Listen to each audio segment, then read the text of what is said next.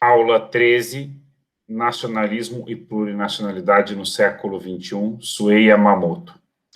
O texto da aula de hoje, na verdade, são 2 capítulos do livro Nacionalismo Boliviano em Tempos de Plurinacionalidade, da cientista política brasileira Suei Yamamoto, publicado na Bolívia em 2013,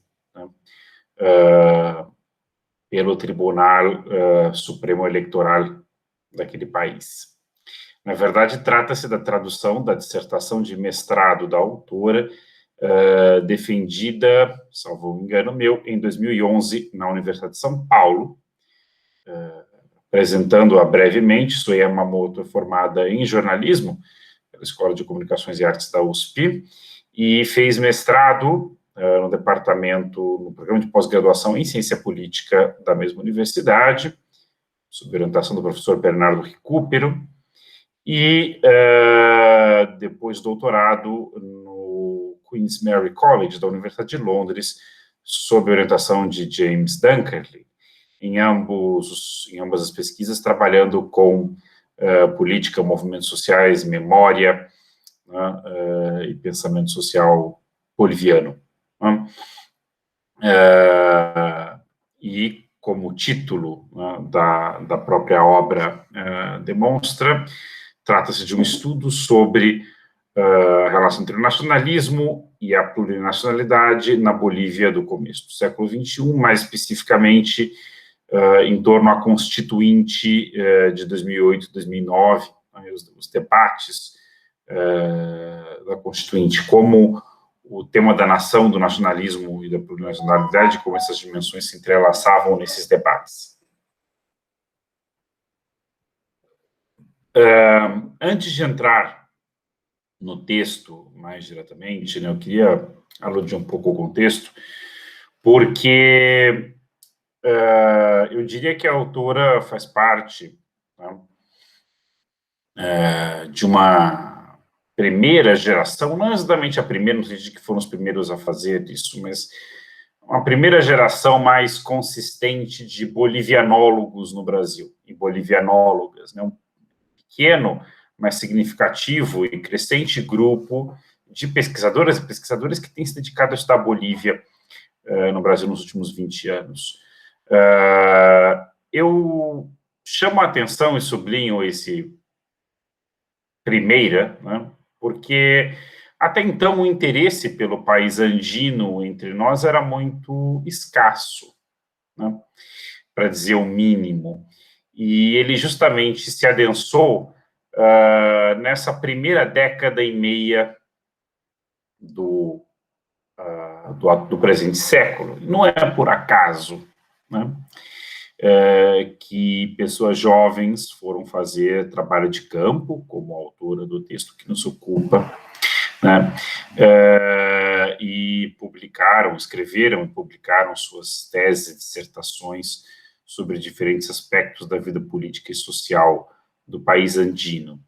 Esse é um movimento internacional, na verdade, de aumento do interesse acadêmico pelo país. É claro que no mundo anglo-saxão já havia muitos trabalhos sobre a Bolívia, inclusive, eu destacaria aqui o professor James Dunkerley, né, que orientou o doutorado da autora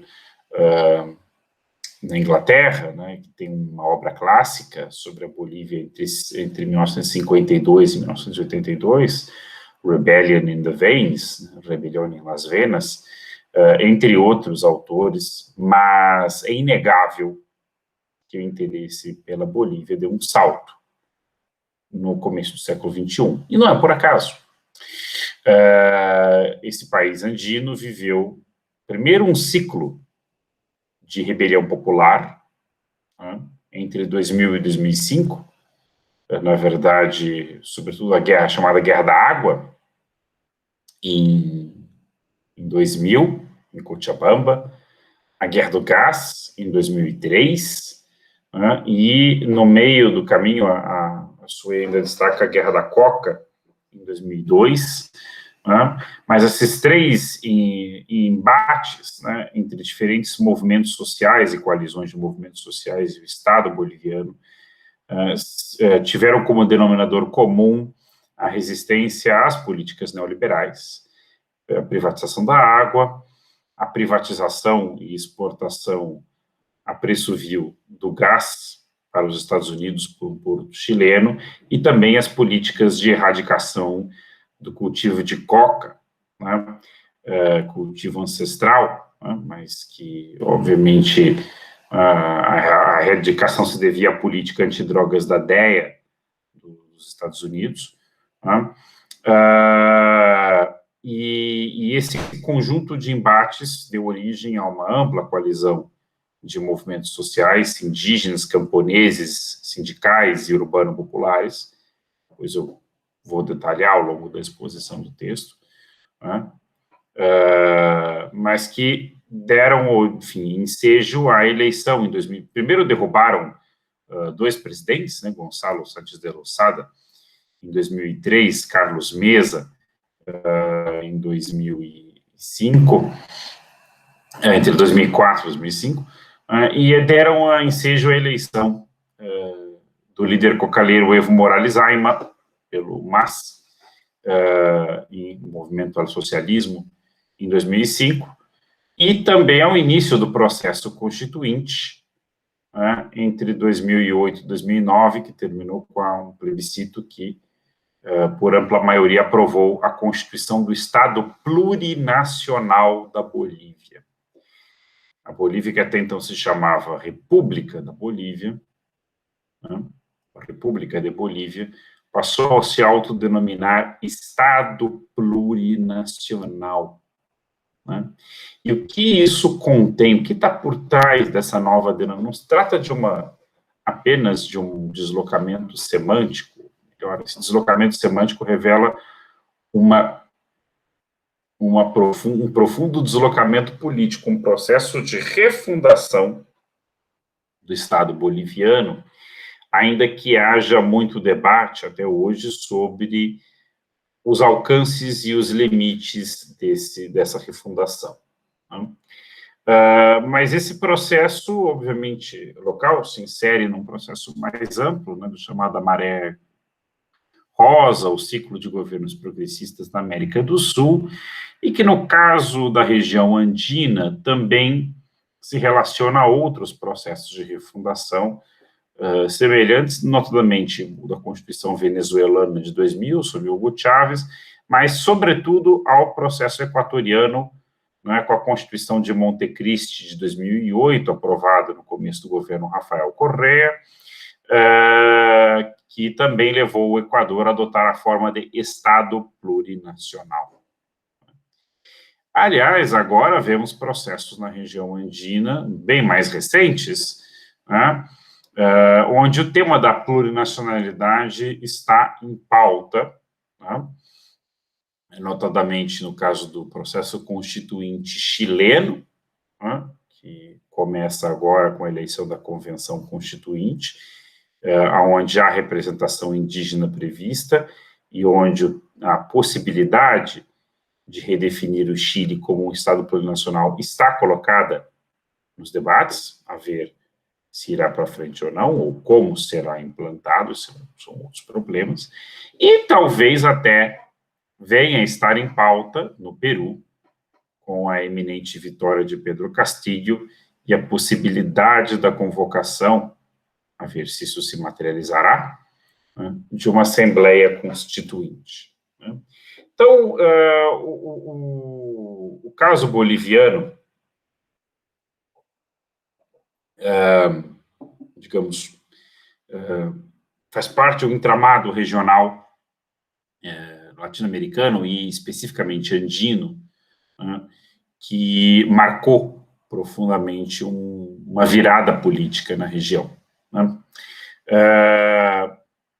E é óbvio que é esse movimento do chamado novo constitucionalismo latino-americano e uma série de implicações que ele tem para as relações entre Estado e sociedade, entre Estado e movimentos sociais, entre povos indígenas e a sociedade nacional, a própria ideia de direitos, como tradicionalmente concebida pelo constitucionalismo liberal, direitos individuais, direitos coletivos, até mesmo inovações como direitos da natureza ou da mãe terra, né? Ou seja, uma série de discussões, autonomia, comunidade, sociedade, Estado, uma série de conceitos e problemas complexos que foram mobilizados, né, nesse processo e que, obviamente, deram ensejo ao aumento do interesse pelo estudo da realidade boliviana. Né? Então, isso para situar o contexto no qual esse livro foi escrito, né, e os problemas sobre os quais a autora se debruça. Né? Mas o interessante é que ela optou por enfocar esse processo do ponto de vista dos estudos sobre o nacionalismo. Não há uma escolha evidente. Né? Grande parte dos estudiosas estiveram mais interessados nos movimentos sociais, né? Na dinâmica da mobilização, né? Ou então em aspectos jurídico-institucionais, na dinâmica eleitoral, né? É claro que, digamos, o denominador comum aí é o conflito político, que poderíamos chamar de dinâmica do conflito político, pensando na literatura sobre movimentos sociais. E, evidentemente, a autora está preocupada fundamentalmente com isso, mas ela está pensando aqui a relação entre o conflito político boliviano, que deu origem à Constituinte, ao Estado Plurinacional, e o problema do nacionalismo. Né? Porque, evidentemente, a refundação do Estado implica também em uma redefinição, uma refundação, redefinição da própria nação, como a nação é entendida. Né? E a escolha que prevaleceu entre os constituintes, né, que foi ratificada pela vontade popular, de passar a denominar a Bolívia não mais como uma república ou um Estado nacional, que representa uma única nação, mas como um Estado que representa uma pluralidade de nações, e a atual Constituição boliviana reconhece 33 nacionalidades, entre quechuas, aimaras, guaranis, uma série de outras minorias indígenas, afro-bolivianos, entre outras. Digamos, promove aí uma ruptura importante com o paradigma, não apenas do constitucionalismo liberal, mas da própria tradição nacionalista, inclusive da tradição nacionalista boliviana, na qual o Estado pretensamente representa uma única comunidade nacional coesa. Né? Mas o homogênea. Né? Mas o interessante é pensar por que isso se deu na Bolívia e quais as implicações disso. Né? Porque a tese da autora, e eu acho que isso é muito importante enfatizar, é de que no processo de conflito social e político que deu ensejo à Constituinte, não apenas a vitória eleitoral do MAS, né, mas a própria nova Constituição, se equilibram em tensão, se combinam em tensão dois polos, né, ou duas dimensões. De um lado, a de um nacionalismo boliviano centrado na defesa da soberania econômica, em especial sobre o controle dos recursos naturais. Né? Um nacionalismo centrado no nacionalismo econômico e na nacionalização dos recursos naturais, que é uma tradição que data pelo menos da Revolução de 1952, como veremos em seguida, tem seus antecedentes no pensamento boliviano ainda nos anos 1920, mas cujo marco fundamental é a Revolução de 1952, né, que ano que vem completará 70 anos, né, e que marcou a nacionalização das minas de estanho naquela época. Não por acaso, um dos primeiros atos mais importantes do governo Evo Morales é a nacionalização, em 1º de maio de 2006, do gás boliviano, que era uma demanda que vinha das mobilizações da chamada Guerra do Gás desde 2003. Claro que é uma nacionalização parcial, é diferente da de 52, porque o Estado boliviano estabeleceu um monopólio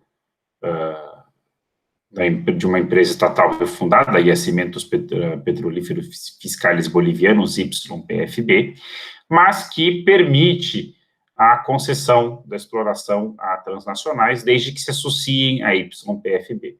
Né? Ou seja, é um modelo misto, no fundo, né, entre estatal e privado, mas que, enfim, não deixou de ser um marco muito importante, não apenas porque deixou de lado, né, o paradigma neoliberal da plena liberdade, né, das empresas transnacionais na exploração do gás, mas porque possibilitou ao Estado boliviano renegociar todos os contratos de exploração e, nesse sentido, elevar em muito as rendas, né, advindas da exploração do gás. Mas esse processo tem uma outra dimensão, e justamente se combina com essa, também partiu das demandas dos movimentos sociais mobilizados no ciclo anterior, né, que é a do reconhecimento das autonomias indígenas como parte do próprio Estado.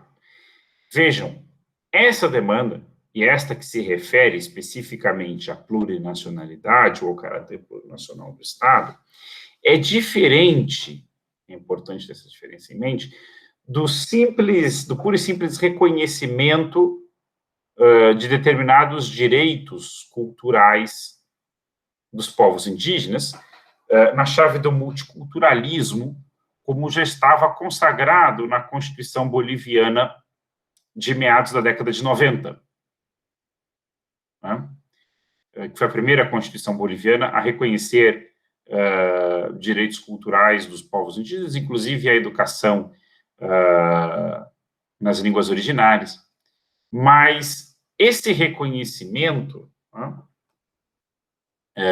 muito inspirado pelo multiculturalismo liberal, que nos marcos da hegemonia neoliberal da década de 90 era bastante forte, enfim, inclusive nos países do norte, nos Estados Unidos, na Inglaterra, etc., né, não implicava num questionamento do caráter nacional, né, uninacional, digamos assim, do Estado. Né? Então, a República da Bolívia representava a nação boliviana, mas reconhecia a existência de minorias nacionais, né, de minorias indígenas, as quais eram garantidos determinados direitos culturais.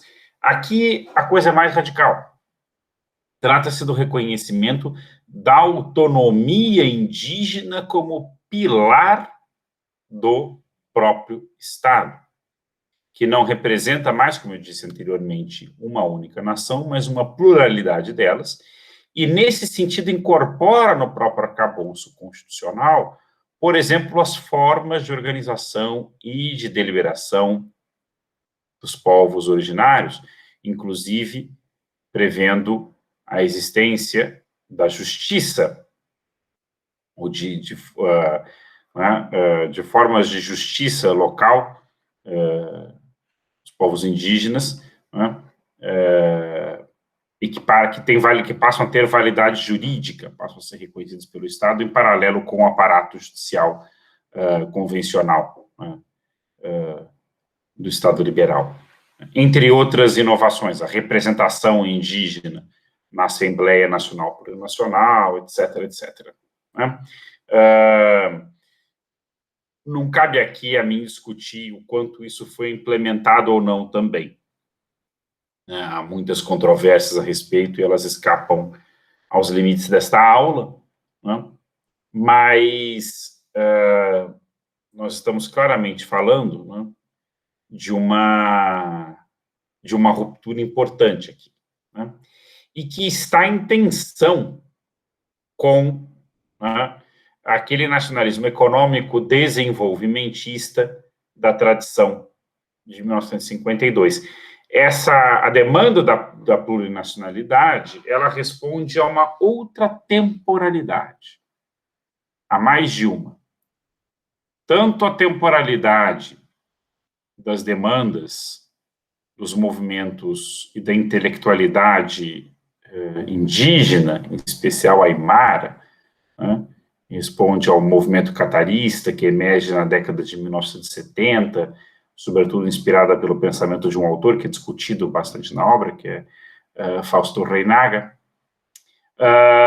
mas também se remete a uma temporalidade anterior, mais profunda, que é a temporalidade da resistência indígena, que não só abarca todo o século XX, e mesmo grande parte do século XIX, a história do Estado boliviano independente, mas além, né, a resistência à própria conquista e colonização, né,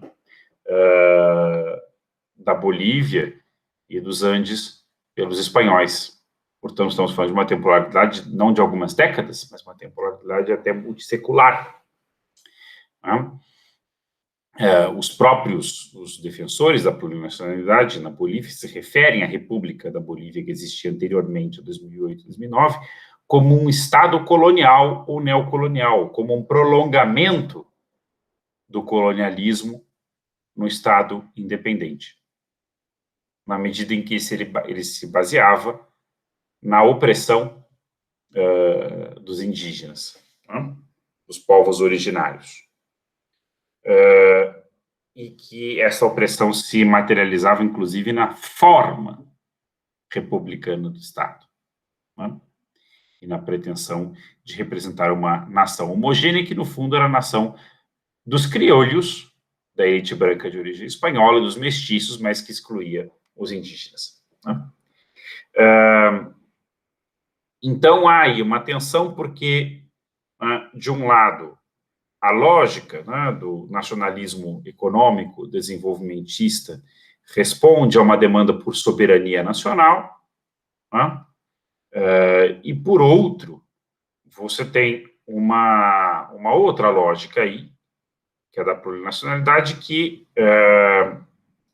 remonta ao questionamento do Estado em si, né, e a afirmação da autonomia das comunidades, em particular das comunidades indígenas, né, mas termo comunidade aqui não é gratuito, né, e remete à própria forma de organização comunitária como algo distinto e mesmo alternativo à própria ideia de Estado, né? Então, o surgimento do Estado Plurinacional da Bolívia e a coalizão política e social que lhe deu origem, capitaneada pelo MAS, combina e equilibra estes dois elementos em tensão, né? E grande parte dos conflitos, inclusive, levaram a rupturas, mudanças nessa coalizão, né? E as próprias crises que a Bolívia viveu ao longo do governo Evo Morales, né? Até 2019, até o golpe de 2019, e mesmo ainda hoje, né? Respondem a essa contradição.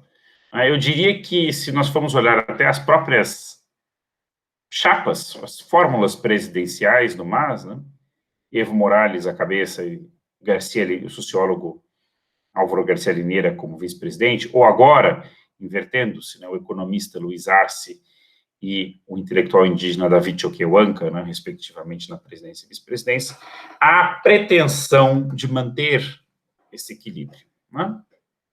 Então, vamos olhar mais detidamente, né, para como a autora trabalha essas questões nos dois capítulos da obra, né, os dois primeiros capítulos da obra. Primeiro, ela faz uma revisão da literatura sobre nações e nacionalismos, para pensar o caso boliviano e a combina, nesse sentido, com uma retomada do próprio pensamento político boliviano. Né? Então, ela elege ali alguns interlocutores, basicamente dois, que nós vimos neste curso, Tom Nern e Ernest Gellner.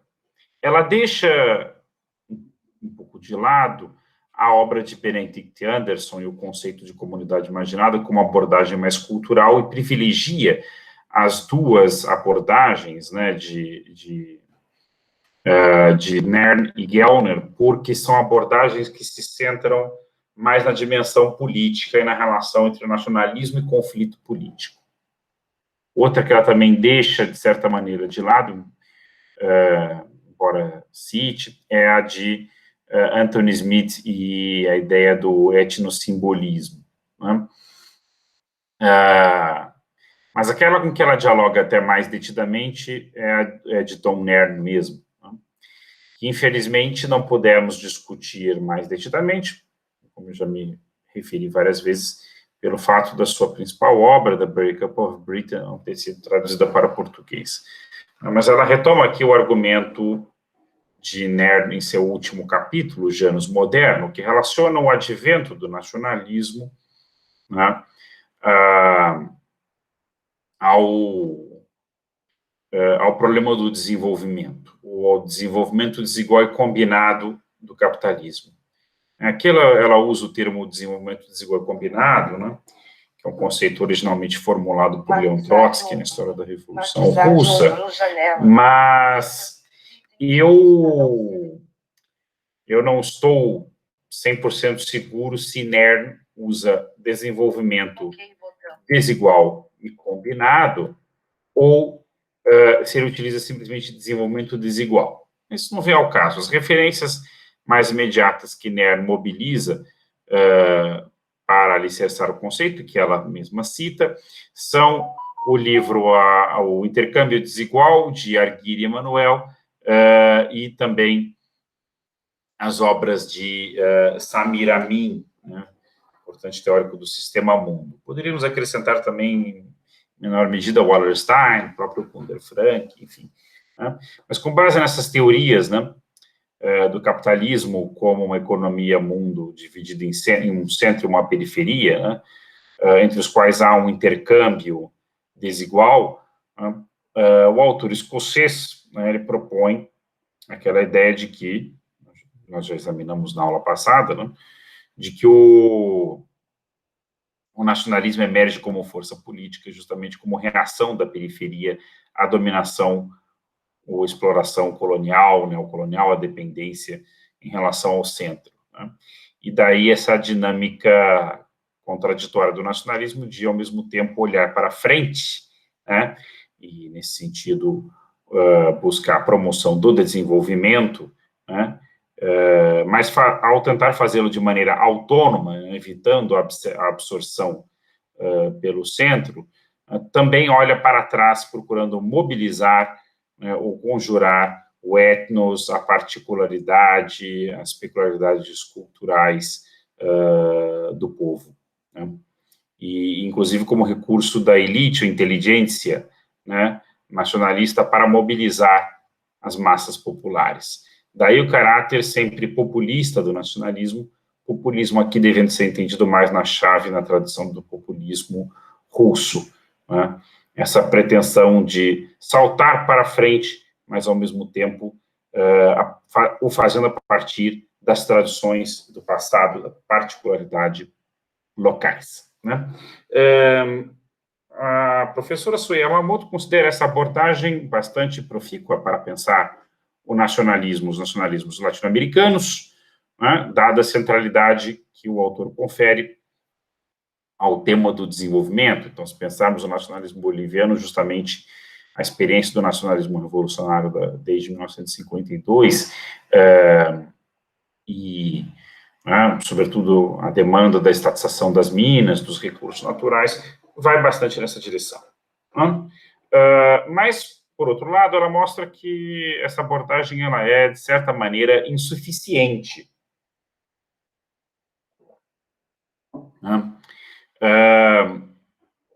justamente porque, digamos, o elemento regressivo que Nairn identifica na mobilização, né, dos elementos locais, né,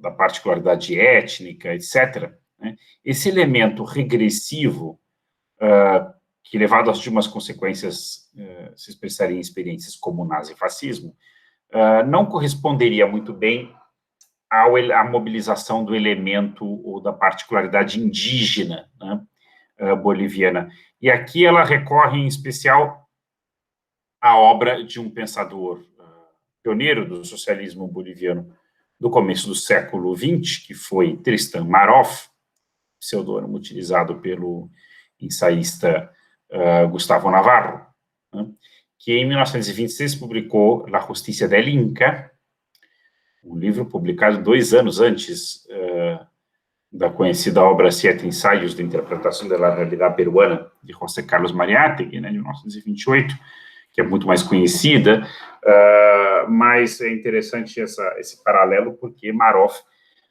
2 anos antes, afirmava algumas coisas semelhantes até a Mariátegui, né, procurando combinar a defesa de um socialismo moderno com as tradições, a defesa das tradições autóctones, né, de organização comunitária dos indígenas andinos, né? De que o socialismo em países como o Peru, no caso de Mariátegui, ou a Bolívia, no caso de Maroff, se alicerçaria, né, nas tradições indígenas, né, de organização, sobretudo, da propriedade comunitária da terra, né, coletiva da terra. Mas o que ela destaca em Maroff é justamente essa relação entre, né, uma demanda, um discurso moderno, socialista, expresso sobretudo na demanda pela nacionalização das minas de estanho, né, já na época, e a defesa das tradições do Império Inca e de uma certa cosmovisão indígena, né, baseada em 3 princípios, que até hoje são muito reafirmados na Bolívia, né? Não mentir, não ser desonesto, não ser preguiçoso, né? Não mentir, não roubar, não ser preguiçoso, né? Esses 3 princípios que alicerçariam as tradições coletivistas indígenas, né, e andinas.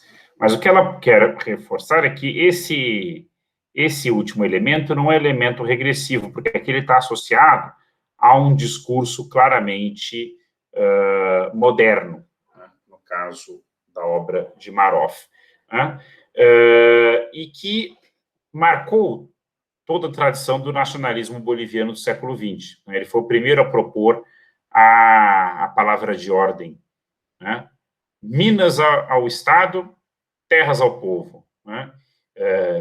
Minas al Estado, tierras al pueblo, também às vezes reformulado como Minas al Estado, tierras al índio, né? Que justamente acabou sendo a base do programa de 1952.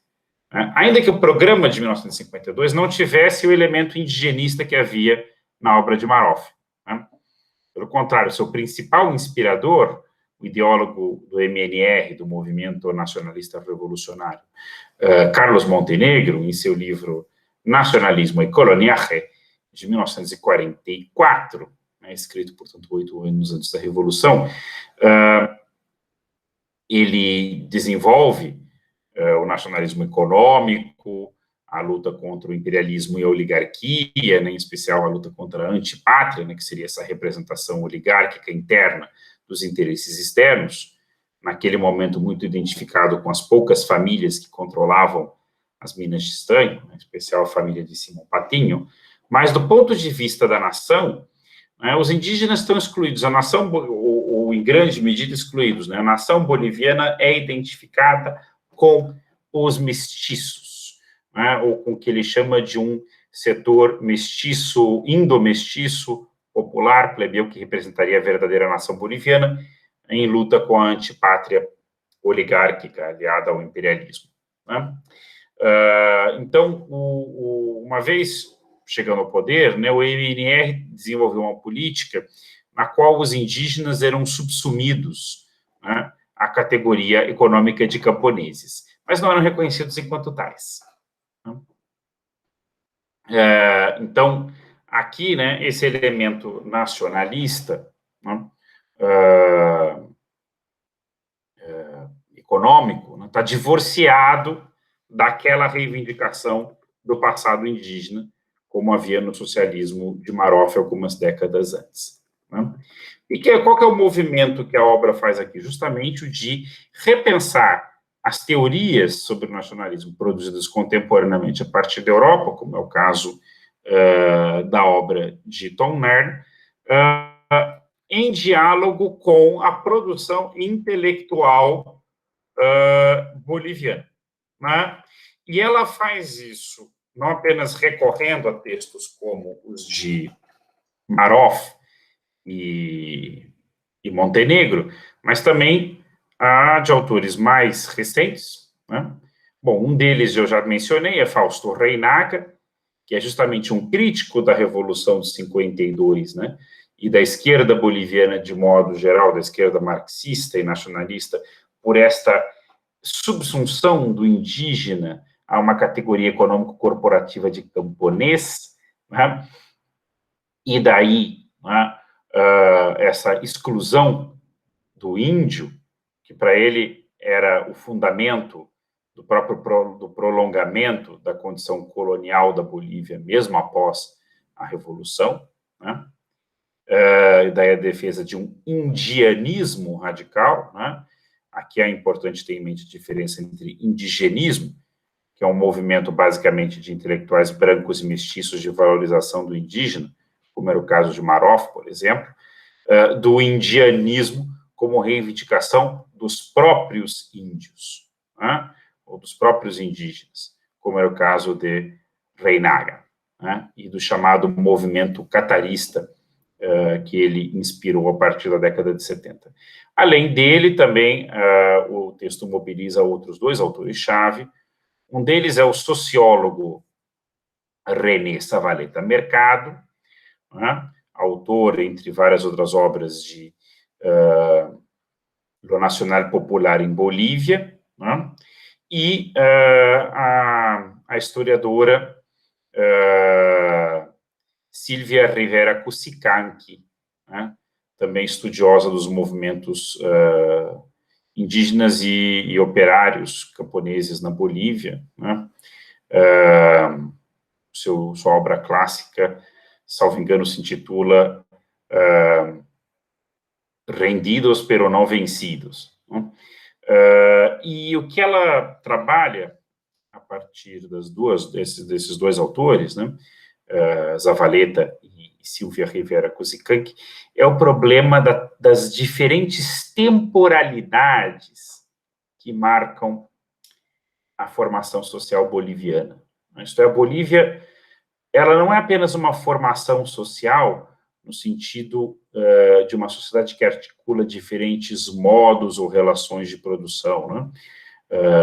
Formas capitalistas, formas pré-capitalistas, latifúndio com elementos de serviço, formas comunitárias, pré-colombianas e tudo mais, mas ela, na verdade, o Estado boliviano articula uma formação social multissocietal, onde diferentes formas de organização social convivendo, né, desde formas urbanas e capitalistas até formas comunitárias, né,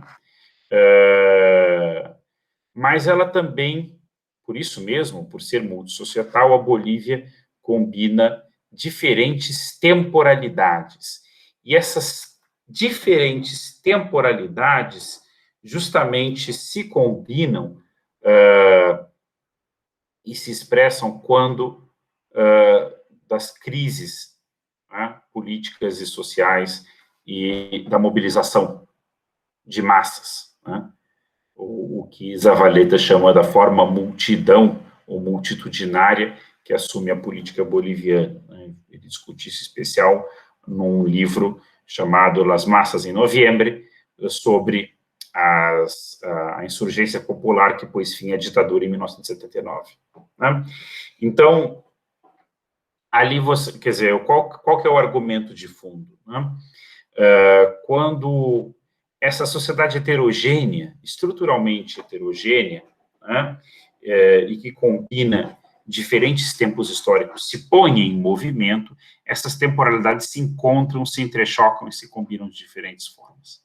Então, no ciclo, né, isso já passando ao capítulo 2 da obra, né, no ciclo de rebeliões populares de 2000 a 2005, e depois, né, no primeiro governo do MAS, na instalação e posterior aprovação da Assembleia Constituinte, você tem aí múltiplas temporalidades em jogo.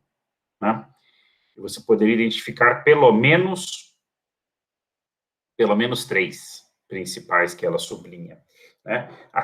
O tempo da resistência indígena, que normalmente se remete ao período colonial, né, a conquista, né, invasão, conquista e colonização do espaço que hoje é a Bolívia, né, mas que antes era o Collasuyo, né, parte integrante do Tahuantinsuyo, o antigo Império Inca. Né? E é interessante, inclusive, que essa temporalidade se expressa até no nome de certas organizações sociais que tiveram um papel muito importante no período recente, como, por exemplo, a CUNAMAC, que é o Conselho Unitário de Marcas e Ayllus del Collasuyo, né? Justamente uma confederação de comunidades indígenas auto-organizadas, né? Com forte representação no altiplano boliviano. Né? Então, essa temporalidade do Collasuyo, né, da resistência indígena ao colonialismo, a reivindicação desse período até pré-colombiano, está expressa aí. Você tem a temporalidade do nacionalismo revolucionário, que se remete a 52, a luta pela soberania dos recursos naturais, né, e a demanda da nacionalização, né, desses recursos como forma de garantir a soberania nacional, né, que se expressa, por exemplo, justamente nos embates de 2003 contra a exportação do gás, né, e não por acaso, não só a exportação para os Estados Unidos, mas via um porto chileno, né, porque isso ainda remete a uma outra temporalidade, que é a da Guerra do Pacífico, né, e a perda da Bolívia, o seu litoral para o Chile, né, que é atualizada nessa demanda da soberania sobre os recursos naturais, da soberania sobre o próprio território. Né? A Bolívia é um país que perdeu muito território ao longo da sua história, sobretudo nas guerras do Pacífico e do Chaco, né? Nesse último caso para o Paraguai nos anos 30. Lembremos ainda da perda do Acre para o Brasil na virada do século XIX para o XX. Né? Mas essas sucessivas amputações territoriais também se relacionam às origens desse nacionalismo econômico boliviano. Né? A perda de soberania territorial se relacionaria, né, justamente à falta de controle do Estado, né, sobre os seus recursos naturais, né, entregues a uma oligarquia tributária de interesses estrangeiros, sejam eles chilenos, norte-americanos, brasileiros, etc. Né? Então, essa é uma segunda temporalidade que está implicada, né? A da Revolução de 52. E uma terceira é o que nós poderíamos chamar de uma temporalidade urbano-popular, né? Dos movimentos populares urbanos, que se confundem também muitas vezes com os movimentos indígenas, até porque a Bolívia tem populações indígenas urbanizadas, notadamente na cidade de El Alto, ao lado de La Paz, né? Uma cidade que, nos últimos 20 anos, tem tido uma importância estratégica na vida política boliviana, né? Porque os seus movimentos de moradores, de vecinos, como eles dizem lá, têm estado na vanguarda de muitas das mobilizações, inclusive aquelas contra o golpe de Estado de 2019. Né? Então, essa temporalidade, por exemplo, se expressa nos movimentos de luta contra a privatização da água em Cochabamba em 2000. Então, essas três temporalidades se combinam, se articulam, né, nesse conjunto de demandas que vai justamente dar origem ao Estado plurinacional, e se materializar nesses dois momentos, né? Na reivindicação pela nacionalização dos recursos naturais, em especial do gás, né? E, de outro lado, a demanda pelo reconhecimento da autonomia ou das autonomias das nações e povos indígenas, né? Como fórmula de refundação do Estado boliviano. Há uma quarta temporalidade que, de certa maneira, perpassa e entra em conflito com essas três, que é a temporalidade da elite neoliberal, que ela mesma diz que não vai estudar a fundo na obra, né? Mas que é importante porque é, de certa maneira, o antagonista contra o qual esse conjunto heterogêneo de atores indígenas e populares e camponeses se enfrenta, né? Na Bolívia dos últimos 20 anos, que é justamente a temporalidade da elite neoliberal, que se afirma como hegemônica a partir de 1986, com o fechamento das minas de estanho e a derrota do movimento mineiro, né? Ironicamente, pelas mãos do mesmo presidente que estatizou as minas em 52, Victor Paz Estenssoro, né? Mas que justamente abre esse período de hegemonia neoliberal entre 86 e 2005, né? Um período aí de 2 décadas, né? Onde, sobretudo, né, ganhará proeminência a elite econômica de Santa Cruz, associada à exploração transnacional do gás e ao agronegócio, né? Com forte presença brasileira também, etc. Isso já vinha se materializando desde a ditadura de Hugo Banzer, nos anos 70, mas ganha força, em particular, nesse período neoliberal. E esse conjunto de atores digamos, conformam o núcleo do polo que vai resistir, né, e se opor ao Estado plurinacional, sustentando, né, a perspectiva da República da Bolívia, né, do antigo Estado liberal e uninacional, né, que é o setor que acaba, inclusive, tentando, enfim, dar um golpe, né, em 2008, a partir da reivindicação de autonomia regional dos departamentos do Oriente, né, em particular Santa Cruz, né, o chamado movimento da meia-lua, mas que acaba sendo derrotado naquela ocasião, né, permitindo a aprovação da Constituinte, né. Não vou entrar aqui em detalhes, há uma certa negociação entre o governo do MAS e a elite econômica de Santa Cruz para permitir isso, o que tem sido muito criticado por muitos dos ex-apoiadores de Evo Morales, como uma concessão que levou justamente a um limite, né, na implantação, né, do Estado plurinacional, mas, né, efetivamente, digamos, esse setor tem convivido sempre em tensão com o novo Estado, né? Essa tensão explodiu em 2019, no conflito pós-eleitoral, né?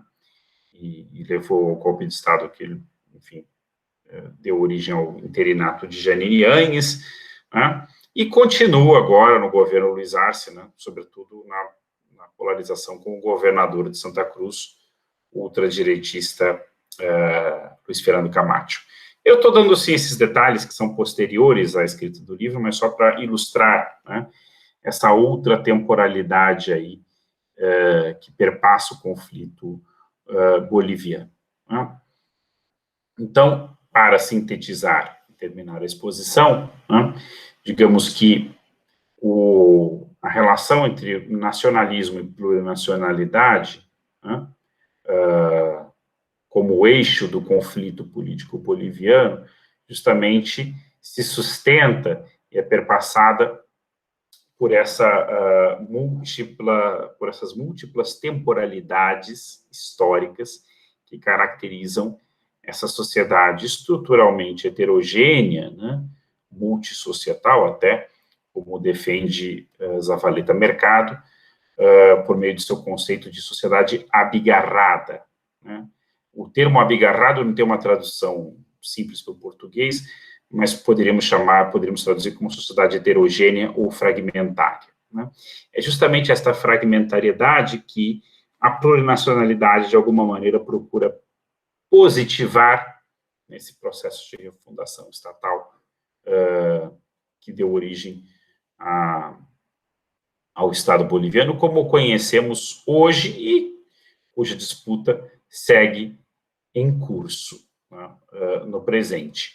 É interessante notar que ela tem inspirado movimentos análogos, não apenas em países como o Equador, de condição semelhante, ou agora o Peru, mas mesmo em países que pareciam ter um Estado nacional bastante sólido, né, e centralizado, como é o caso do Chile, né, sobretudo a partir da dinâmica das demandas dos Mapuche, né, que agora terão representação constitucional.